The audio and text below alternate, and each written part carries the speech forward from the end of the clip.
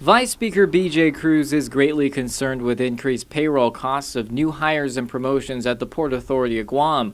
With the buying power of the dollar diminishing drastically and the port increasing its tariffs, Cruz says he examined the agency's personnel actions through a request under the Freedom of Information Act. I decided I wanted to see how much of an increase or has this administration added to the overhead of the port. So I FOIA'd the GG1s to find out just as it relates to number of personnel.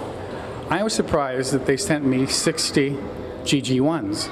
The Vice Speaker says 30 listed as probational appointments, reclassification, and a number of increases in salaries, which could drive up costs to more than $1.2 million. This includes the job creation of an assistant operations manager and assistant maintenance manager, both paying above $80,000 annually.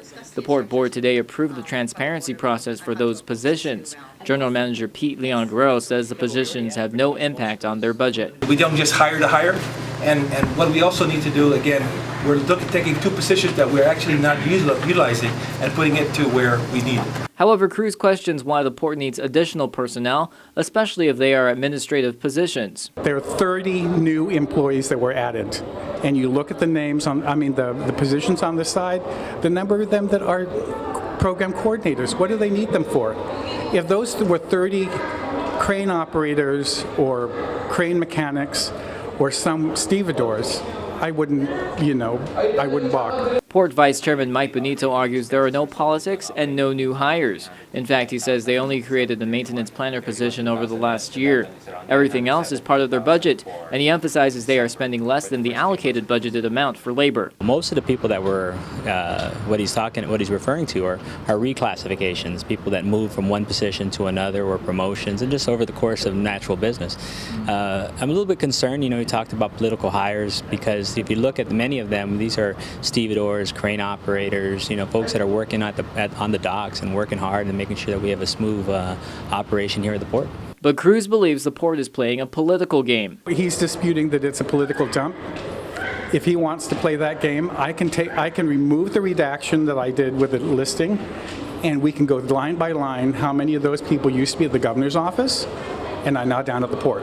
On the flip side, Benito adds revenues are down 2.5% for the current fiscal year, but expenditures are also down 3.5%. And we're staying within budget. We placed the budget, we put that in front of everybody, we showed the senators, and we're below that budget. So I don't know why this concern is now. He also says the latest tariff increase can be implemented as soon as February 1st, but notes the port will do some outreach before it happens. He says the $50 million USDA loan isn't enough, so the tariff is needed to pay for the port modernization plan. We had one tariff increase a couple years back, but we haven't had one prior to that for a long time, And how much is the tariff, by the way, the increase? The overall average is about a 3.9% increase, as I understand it. While he agrees port revenues are down, the Vice Speaker says an independent audit shows expenses in FY 2011 increased by $1.6 million, and those increases came mainly from salaries and benefits. He questions why the agency is cutting its operating expenses if personnel costs are going up, and if this pattern will continue through the next several months. Cruz says he wants the port to put employees where they can be utilized better. With no subsidy given, the Vice Speaker says once the port increases its tariff, everything bought by consumers will go up. I want them to either put them in someplace else where they can be utilized better and use the money, any increased overhead of the port, for something to improve port operations.